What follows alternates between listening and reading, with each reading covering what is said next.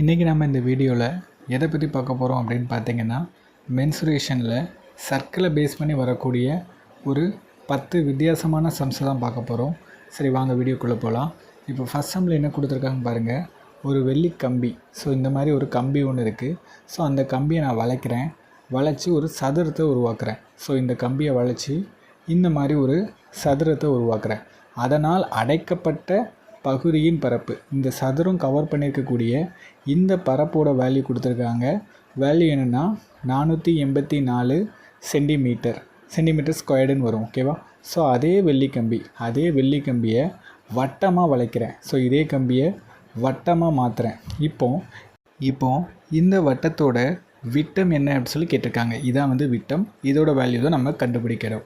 சரி, இப்போ நமக்கு கொஸ்டின் என்ன கொடுத்துருக்காங்க, ஒரு சதுரத்தோட பரப்பு என்னன்னு கொடுத்துருக்காங்க. சதுரத்தின் பரப்பளவுக்கான ஃபார்முலா என்ன, ஏ ஸ்கொயர்டுன்னு வரும். ஏ ஸ்கொயரோட வேல்யூ 484. அப்போ ஏயோட வேல்யூ என்ன வரும்? ஸோ இதை ஸ்கொயர் ரூட் எடுக்கிறோம். ஸ்கொயர் ரூட் எடுத்தால் 22ன்னு வரும். ஏன்னா 22 ஸ்கொயர் பண்ணால் தான் 484ன்னு வரும். எனக்கு ஏயோட வேல்யூ கிடச்சிருச்சா? இதை வச்சு இந்த சதுரத்தோட சுற்றளவு கண்டுபிடிக்க போகிறேன். ஏன் சுற்றளவு கண்டுபிடிக்க போகிறேன்னா, ஒரு கம்பியை இன்னொரு ஷேப்பாக மாற்றும்போது எல்லாமே சேஞ்ச் ஆகும், ஆனால் சுற்றளவு மட்டும் மாறாது.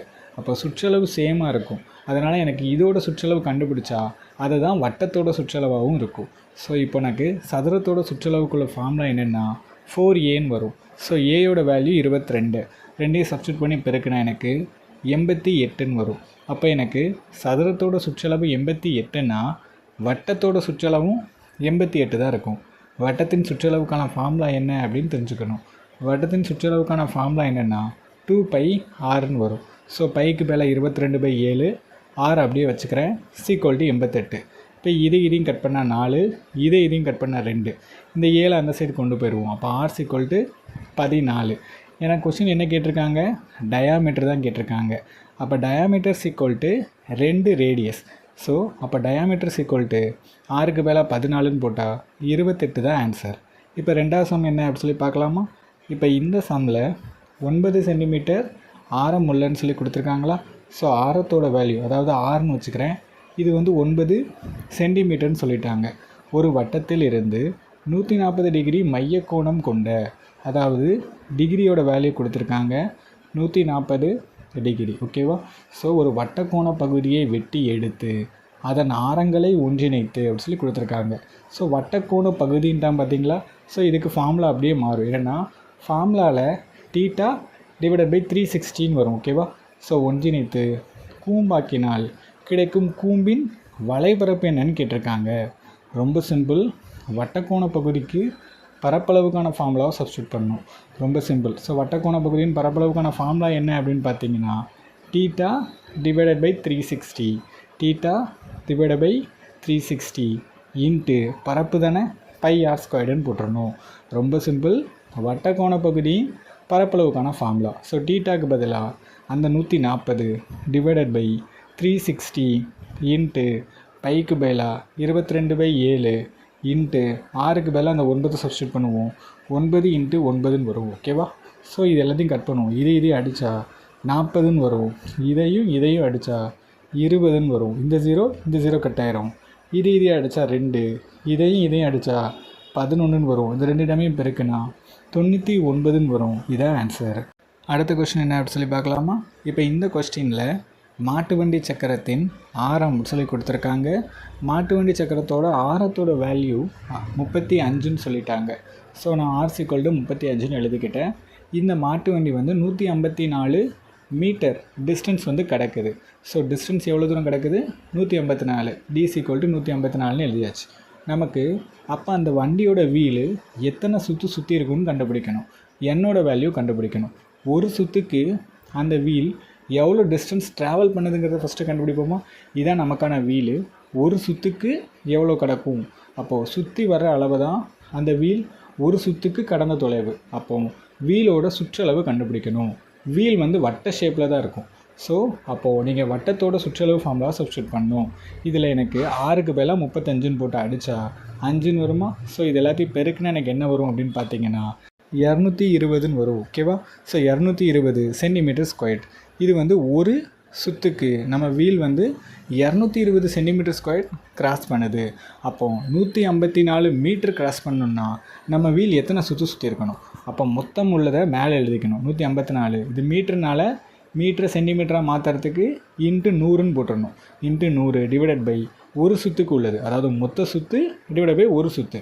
ஸோ இதையும் ரெண்டையும் கட் பண்ணால் உங்களுக்கு மொத்தமாக அது எத்தனை சுற்றி இருக்குங்கிறத கண்டுபிடிக்கலாம். ஸோ இதையும் அடிப்போம். இதையும் அடித்தா 7, இது ரெண்டையும் பெருக்குன்னா 70ன்னு வரும். அப்போ மொத்தமாக வீல் 70 சுற்றுகள் சுற்றி இருக்குது. இப்போ அடுத்த சம் என்ன அப்படி சொல்லி பார்க்கலாமா? இப்போ இந்த சம்மில் ஒரு மனிதன் சைக்கிளில் வட்டமாக இடத்தை சுற்றுகிறான். வட்டமாக ஒரு இடம் இருக்குது, அதை வந்து என்ன பண்ணுறான், சைக்கிளில் சுற்றுறான். ஸோ அதுக்கு அவன் எவ்வளோ ஸ்பீடில் போகிறான் அப்படின்னு பார்த்தீங்கன்னா 14.4 கிலோமீட்டர் பெர் ஹவர்ஸ்ன்னு கொடுத்துருக்காங்க. ஓகேவா? ஸோ இந்த கிலோமீட்டர் பெர் ஹவர் அப்படிங்கிற இந்த டேமை மீட்ரு பெர் செகண்டாக மாற்றணும். ஓகேவா? ரொம்ப சிம்பிள். மீட்ரு பெர் செகண்டாக மாற்றுறதுக்கு, அதாவது கிலோமீட்டரை மீட்டராக மாற்றுறதுக்கு 1000ஆல் பெருக்கணும். ஹவர்ஸை செகண்ட்ஸாக மாற்றுறதுக்கு 3600 அப்படிங்கிற டேமால் பெருக்கணும். அப்போ 14.4 இன்ட்டு 1000 டிவைடட் பை 3600. இது எல்லாத்தையும் கட் பண்ணால் 4 மீட்டர் பெர் செகண்டுன்னு வரும். ஸ்பீடு எவ்வளோ? பெர் செகண்டுக்கு 4 மீட்ரு போகிறான். ஓகேவா? ஸோ எனக்கு மொத்தமாக அவன் எவ்வளோ டைமிங் சுற்றுறான்னு தெரிஞ்சுக்கணும். மொத்தமாக பார்த்தீங்கன்னா ஒரு நிமிஷம் 28 செகண்ட் வந்து எடுத்துக்கிறான். ஓகேவா? இது எல்லாத்தையுமே செகண்ட்ஸாக மாற்றிடுவோம். ஒரு நிமிஷத்துக்கு 60 செகண்ட் ப்ளஸ் இந்த 28ஐயும் கூட்டினா மொத்தம் 88 செகண்ட் அவன் எடுத்துக்கிறான். ஓகேவா? கொஸ்டினில் என்ன கேட்டிருக்காங்க? அந்த வட்டத்தோட பரப்பளவு என்ன அப்படி சொல்லி தான் கேட்டிருக்காங்க. ஓகேவா? இவ்வளோ நேரம் நம்ம பேசுனது எல்லாமே அந்த சுற்றளவை பேஸ் பண்ணி தான் பேசிகிட்டு இருந்தோம். ஆனால் கொஸ்டினில் அவன் கேட்குற விஷயம் என்னது? பரப்பளவை கேட்குறான்.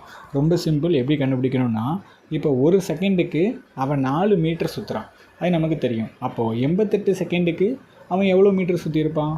88 இன்ட்டு 4ன்னு போட்டுக்கலாமா? ஸோ போட்டு எனக்கு பெருக்குனா அவன் எவ்வளோ சுற்றியிருப்பான் அப்படின்னா 352 மீட்டர் ஆயிருக்கும். ஓகேவா? ஸோ ஒரு செகண்டுக்கு 4 மீட்டர்னா 88 செகண்டுக்கு எவ்வளோ? 352 மீட்டர். இப்போ இது என்னது அப்படின்னு பார்த்தீங்கன்னா, அவன் சுற்றி வரான்னு சொல்லிட்டு தான் இருந்தோம். அப்போ அந்த வட்டத்தோட சுற்றளவோட வேல்யூ தான் என்னது? இந்த 352 மீட்டர். ஓகேவா? அப்போ வட்டத்தின் சுற்றளவுக்கான ஃபார்முலா என்ன? 2πr. ஸோ 2 இன்ட்டு பைக்கு பதிலாக 22/7 இன்ட்டு ஆர் நம்ம கண்டுபிடிக்கணும். ஸோ ஆர்னே வச்சுக்கிறேன். சுற்றளவோட வேல்யூ கஷ்டப்பட்டு கண்டுபிடிச்சிட்டேன். 352 எழுதியாச்சு. இப்போ இந்த எல்லா டைமையும் கட் பண்ணால் எனக்கு ஆர்ஸ் ஈக்குவல் டு 56 மீட்டர்னு வரும். ஓகேவா? ஓகே. இப்போ இந்த ஆரை வச்சு நம்ம என்ன கண்டுபிடிக்க வந்தோம்? ஃபஸ்ட்டு இந்த வட்டத்தோட பரப்பளவு தான் கண்டுபிடிக்க வந்தோம். பரப்பளவுக்கான ஃபார்முலா எல்லாருக்கும் தெரியும். πr ஸ்கொயர்டு தானே. ஸோ அதே தான். பைக்கு பதிலாக 22/7, ஆருக்கு பதிலாக 56 இன்ட்டு 56. இதையும் கட் பண்ணால் 8. இது எல்லாத்தையும் பெருக்குனா எனக்கு என்ன வரும் அப்படின்னு பார்த்தீங்கன்னா 9658 மீட்டர் ஸ்கொயர்டுன்னு வரும். ஸோ இதான் எனது ஆன்சர். இப்போ அடுத்த சம் என்ன சொல்லி பார்க்கலாமா? இந்த சம்மை பொறுத்த வரைக்கும் ஒரு வட்டக்கோண பகுதியின் வில்லின் நீளம் சொல்லி கொடுத்துருக்காங்களா? வில்லின் நீளம் எல்லுன்னு வச்சுக்கலாம். எல்லோட வேல்யூ வந்து 15 சென்டிமீட்டர்னு சொல்லிட்டாங்க. Else equal to 15 centimetre. ஆரோட வேல்யூ கொடுத்துருக்காங்க, அதாவது ரேடியஸ் வந்து 10 சென்டிமீட்டர். எனில் சுற்றளவு என்னன்னு கேட்டிருக்காங்க. கான்செப்டை புரிஞ்சிட்டிங்கன்னா ரொம்ப சிம்பிள். ரேடியஸ் வந்து 10 சென்டிமீட்டர் தானே. சென்டர் பாயிண்ட்லேருந்து ஒரு கோடு ஒன்று வரைஞ்சிக்கிறேன். வரைஞ்சிட்டு ஒரு வில் மாதிரி, ஒரு ஆர்க் மாதிரி வெட்டுறேன். ஸோ இந்த ஆர்க்கோட லென்த் வந்து எனக்கு கொடுத்துட்டாங்க. எவ்வளோ? வில்லின் நீளம் 15 சென்டிமீட்டர். ஸோ அதையும் எழுதிக்கிட்டேன். இந்த ஏஜ்லேருந்து இந்த ஏஜ் வரைக்கும் 10ன்னா இந்த ஏஜ்லேருந்து இந்த ஏஜ் வரைக்கும் 10 தான் இருக்கும். ஓகே. நமக்கு கொஸ்டினில் என்ன கேட்டிருக்காங்க? சுற்றளவு கேட்டிருக்காங்க. சுற்றளவு இந்த டயக்ராமுக்கு கண்டுபிடிக்கணும். ஸோ சுற்றளவு ரொம்ப சிம்பிள். இந்த பாயிண்ட்லேருந்து இந்த பாயிண்ட் வரைக்கும் 10, இந்த பாயிண்ட்லேருந்து அந்த பாயிண்ட் வரைக்கும் 15, இதுலேருந்து இது வரைக்கும் 10.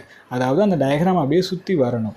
இது எல்லாத்தையும் கூட்டினீங்கன்னா 35 சென்டிமீட்டர்னு வரும். இதுதான் ஆன்சர். சரி, அடுத்த சம் என்ன சொல்லி பார்க்கலாமா?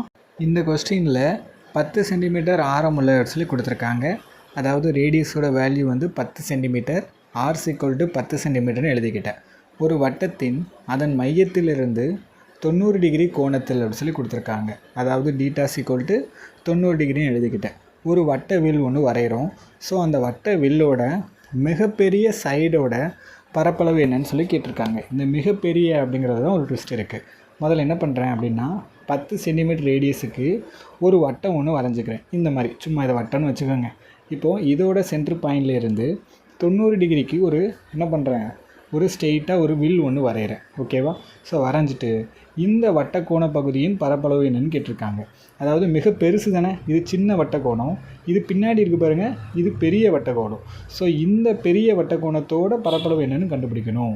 சின்னது கண்டுபிடிச்சிடக்கூடாது. மொத்தம் வந்து நமக்கு 360 டிகிரி இல்லையா வட்டத்தில். ஸோ அந்த வட்டத்தில் 360 டிகிரி, அதில் 90 டிகிரி அப்படிங்கிறது இந்த சைடு இருக்கக்கூடிய அந்த சின்ன கோணத்துக்கு, நமக்கு பெரிய கோணத்துக்கு தான் கண்டுபிடிக்கணும். அப்போ 360லேருந்து 90 கழிச்சா 270 டிகிரின்னு வரும். இதை டீட்டான்னு வச்சுட்டு வட்டக்கோண ஃபார்முலாவில் சப்ஸ்டியூட் பண்ணுங்கள். சப்ஸ்டியூட் பண்ணி கண்டுபிடிச்சிங்கன்னா ரொம்ப ஈஸியாகவே கண்டுபிடிச்சிடலாம். ஃபார்முலா என்னது? டீட்டா டிவைட் பை 360 இன்ட்டு நமக்கு பரப்பளவு தான் கண்டுபிடிக்கணும், அதனால் πr² போட்டுடணும்.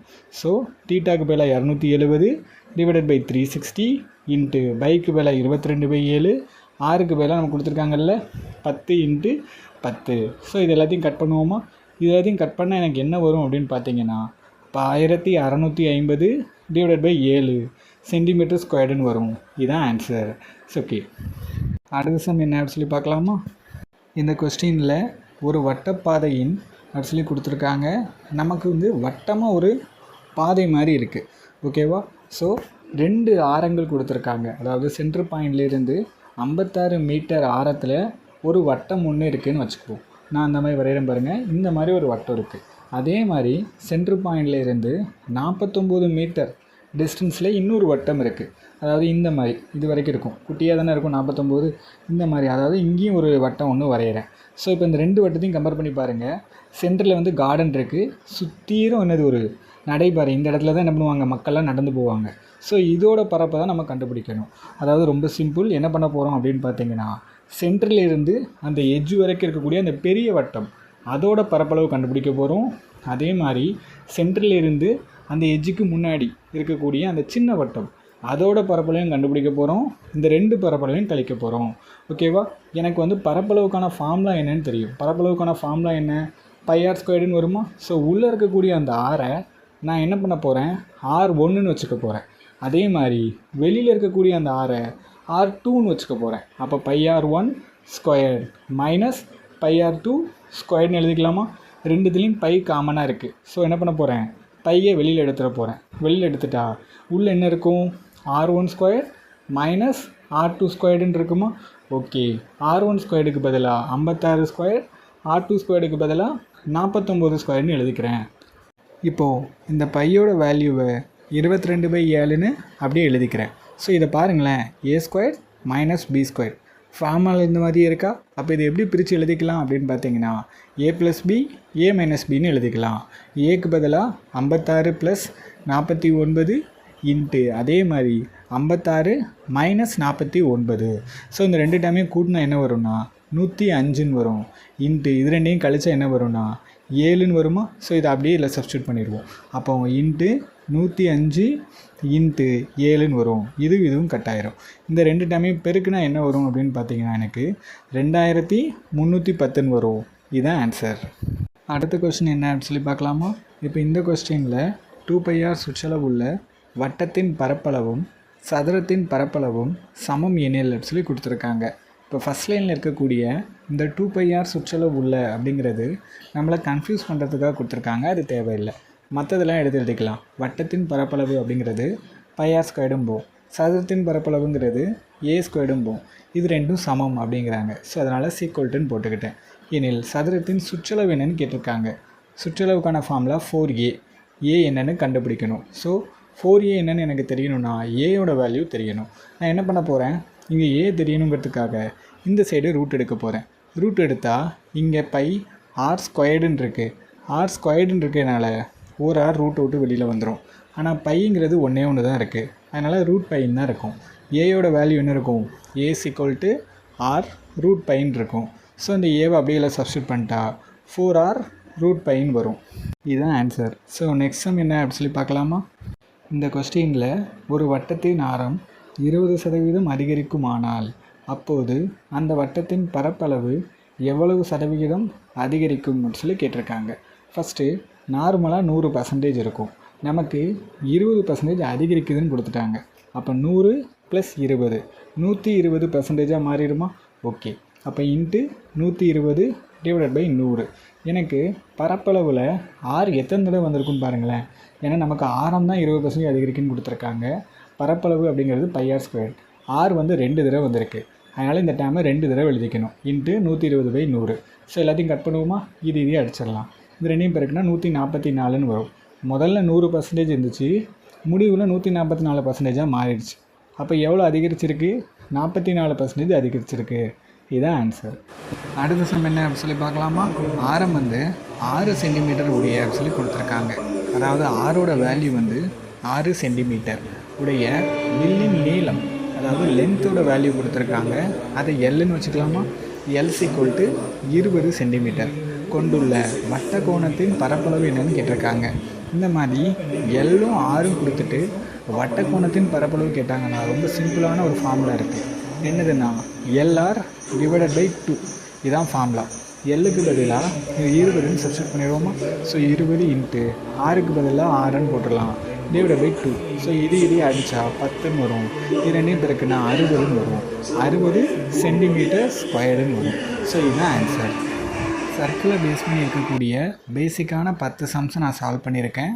இதே மாதிரி உங்களுக்கு வேறு ஏதாவது சம்மில் டவுட் இருந்தாலும் கமெண்ட் பாக்ஸில் கேளுங்க. தேங்க்யூ.